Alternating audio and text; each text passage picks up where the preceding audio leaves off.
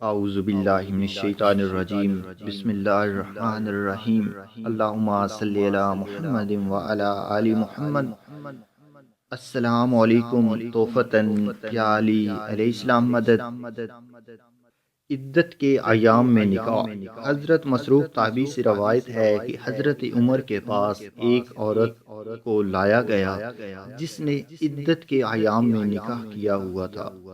حضرت عمر نے اس سے حق مہر واپس لے کر بیت المال میں جمع کر دیا اور زن و مرد کو الگ کر دیا اور کہا کہ یہ اکٹھے نہیں ہو سکتے، اور ان ایام میں کوئی دوسرا مرد بھی اس عورت سے نکاح نہیں کر سکتا۔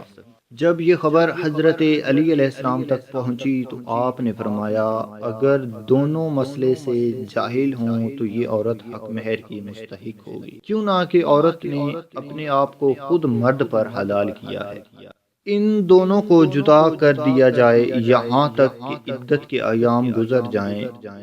ایام عدت گزرنے کے بعد اگر یہ مرد چاہے تو اس سے شادی کر سکتا ہے۔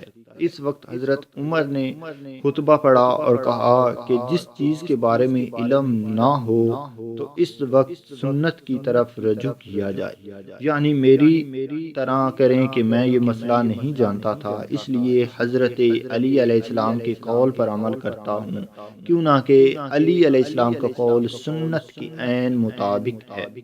اللہم صلی علی محمد وعلی آل محمد۔